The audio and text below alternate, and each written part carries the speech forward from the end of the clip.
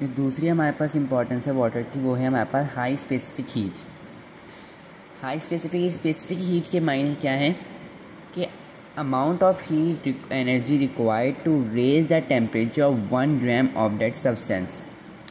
इसका मतलब हुआ कि एक सब्सटेंस से 1 ग्राम सब्सटेंस का 1 ग्राम है, उसको उसका टेम्परेचर बढ़ाने के लिए जितनी हीट रिक्वायर्ड होगी, जितना अमाउंट ऑफ हीट जितनी हीट रिक्वायर्ड होगी उसको हम कहते हैं स्पेसिफिक हीट।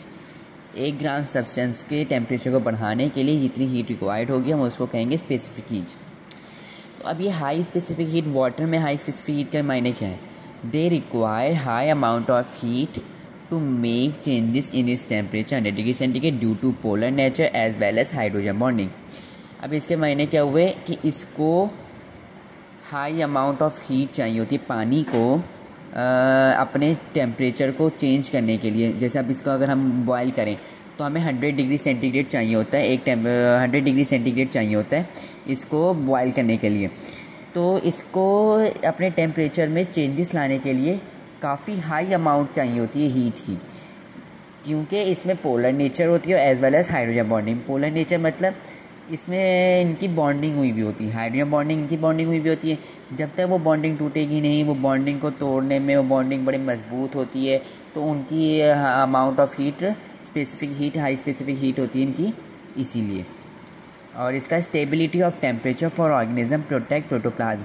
अगर इनका जैसे अगर ये ऐसे ही हो जाता, जैसे इनका टेम्परेचर ऐसे ही बढ़ जाता है, इनकी हाई स्पेसिफिक हीट ना होती, तो ये हमारा अंदर टेम्परेचर स्टेबल तो नहीं कर पाता इसके अंदर। तो ये अगर ये स्टेबल ना कर पाता तो हमारा बॉडी का क्या नाम है, काफ़ी ऑर्गन्स जो हैं वो उसको प्रोटेक्ट करता है, पानी प्रोटोप्लाज्म को प्रोटेक्ट करता है, क्योंकि प्रोटोप्लाज्म में सेल मेम्ब्रेन तो नहीं होती, विदाउट सेल मेम्ब्रेन होती है प्रोटोप्लाज्म, तो उसको वो क्या नाम है प्रोटेक्ट करता है, वो स्टेबिलिटी होती है इसके अंदर टेम्परेचर की, इसीलिए।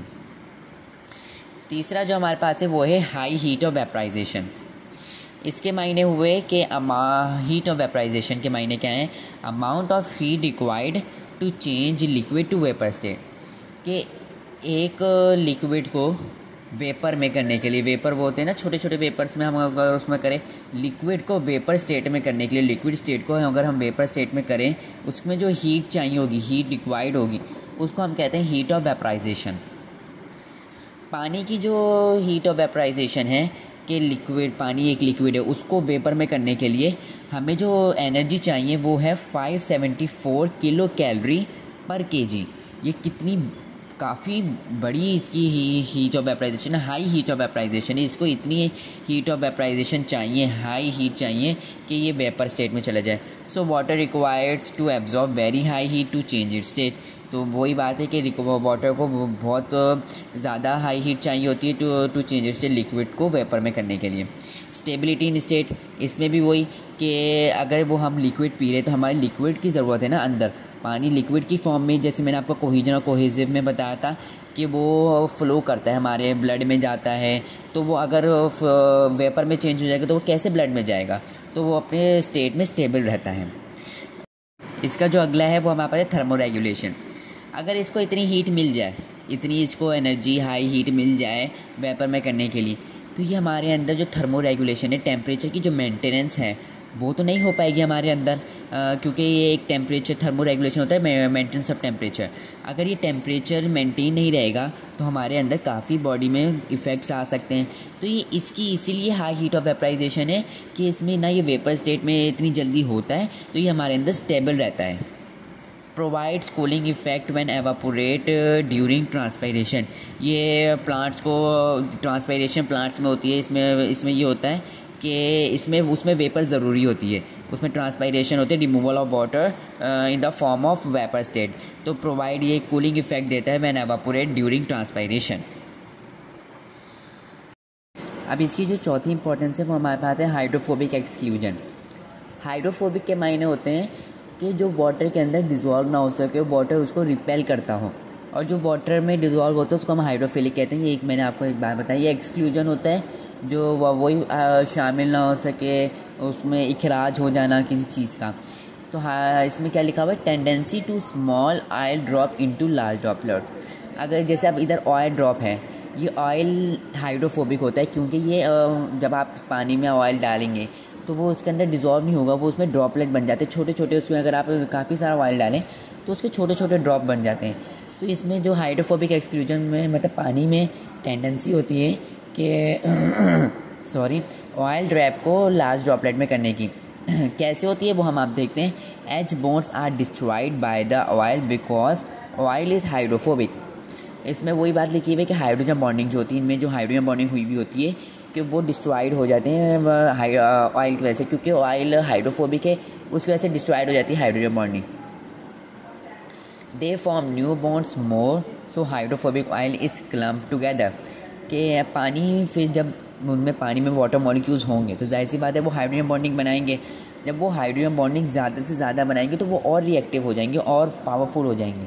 तो वो जो हाइड्रोफोबिक ऑयल है वो क्लम्प टुगेदर। क्लम्प मतलब उसके जो छोटे छोटे ऑयल है ना, वो छोटे छोटे जो ऑयल ड्रॉप हैं उसको बड़े बड़े ड्रॉप में कर लेगा, एक बड़ा सा गुच्छा बन जाएगा, एक बड़ा सा ना क्लम्प, बड़ा सा ड्रॉपलेट बन जाएगा। And they excludes from water. फिर वो उसमें से जब वो बड़ा सा बन जाएगा, अगर छोटे छोटे ड्रॉप होंगे तो आप उसको अलग अलग करके नहीं निकाल सकते। अगर वो फिर बड़ा जब ड्रॉपलेट बन जाएगा तो हम उसको आसानी से एक्सक्लूड कर सकते हैं, बाहर निकाल सकते हैं, वो शामिल नहीं होगा उसके अंदर। इसीलिए इसके बाद जो हमारे पास है वो है आयोनाइजेशन ऑफ वाटर। जब हम ये तो आपको पता होगा कि जब हम आयोनाइजेशन वाटर करते हैं तो H2O होता है, इसका हम करेंगे तो H+ और ये OH-। OH पे नेगेटिव होता है, H पे ON होता है। They behave as acid and base so it's called amphoteric in nature. Acid, ये एसिड के तौर पे भी बिहेव करता है, बेस के तौर पे भी। जिनमें पॉजिटिव चार्ज होता है ज़्यादातर कहा जाता है कि वो एसिड होते हैं, जिनमें नेगेटिव चार्ज होता है उनको कहा जाता है बेस होते हैं।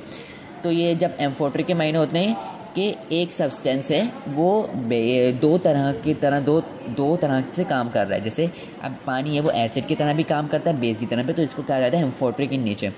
Behaves as buffer. बफर भी मतलब होता है कि हमारे अंदर pH की मेंटेनेंस हो, एंजाइमेटिक एक्टिविटी सही हो, ये कहा जाता है। ये बफर की तरह बिहेव करता है। इसमें भी एसिड बेस ज़रूरी होता है, बफर में भी। Maintenance pH for enzymatic activities inset. Enzymes में एंजाइमेटिक जब एंजाइम एक्टिविटी करता है अपनी तो उसमें pH, एक मेंटेन pH चाहिए होता है एंजाइम्स को, तो ये इसको क्या नाम है मेंटेन करके रखता है pH को। फिर हमारे पास है anomalous behaviour of water. Anomalous behaviour of water में हम देखते हैं क्या लिखा हुआ है। Shows different behaviour below 4 degree centigrade. कि ये पानी जो है पानी जो है 4 डिग्री सेंटीग्रेड के बिलो, जब हम 4 डिग्री सेंटीग्रेड को भी और कम कर दें 3-2 सेंटीग्रेड में चले जाएँ तो ये अपने डिफरेंट बिहेवियर दिखाता है। Water expand below 4 degree centigrade maximally in ice condition. अगर आप देखें तो अगर कोई चीज़ हो उसको बिलो 4 डिग्री सेंटीग्रेड से कम में किसी और सेंटीग्रेड में 3 सेंटीग्रेड में या 0 डिग्री सेंटीग्रेड में कर लें तो वो कॉन्ट्रैक्ट होगा। मतलब कॉन्ट्रैक्ट के मायने वो सिकुड़ेगा, श्रिंक होगा। लेकिन जब पानी को हम उसमें करते हैं 4 डिग्री सेंटीग्रेड से बिलो लेके जाते हैं 0 डिग्री सेंटीग्रेड में करते हैं तो वो आइस कंडीशन में आना शुरू हो जाता है। आइस कंडीशन में पानी एक्सपेंड होता है, बढ़ता है। वो क्यों बढ़ता है? क्योंकि hydrogen bond does not close. जब इसमें 4 डिग्री सेंटीग्रेड से नीचे 0 डिग्री सेंटीग्रेड पे आएगा तो इनकी जो हाइड्रोजन बॉन्डिंग है वो क्लोज नहीं होंगी, वो थोड़ी सी एक्सपेंड होती जाएंगी। अगर हाइड्रोजन बॉन्डिंग क्लोज नहीं होंगी तो जाहिर सी बात है वो ना टूटेंगे ना दूसरे हाइड्रोजन बॉन्डिंग के साथ करेंगे। तो ये हाइड्रोजन बॉन्डिंग जब इनके 4 डिग्री सेंटीग्रेड से नीचे चले जाता है तो इनकी हाइड्रोजन बॉन्डिंग दूर होती जाती है। इस कंडीशन में जो हाइड्रोजन बॉन्डिंग होती है जब वो क्लोज नहीं होंगी, दूर दूर होंगी तो वो स्टेबल होंगी। अगर हम लिक्विड स्टेट में देखें तो वो टूटेंगी जुड़ेंगी, ये ऐसे चलता ही जाएगा।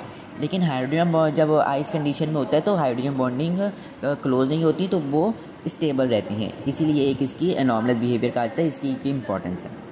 And that's all. अल्लाह हाफिज़। अगर आपको मेरी वीडियो अच्छी लगी हो तो आप उसको लाइक करें, चैनल को सब्सक्राइब करें और वीडियो को ज़्यादा से ज़्यादा शेयर करें। अल्लाह हाफिज़। और अगर आपका कोई क्वेश्चन हो तो आप कमेंट बॉक्स में ज़रूर मुझसे पूछ सकते हैं। अल्लाह हाफिज़।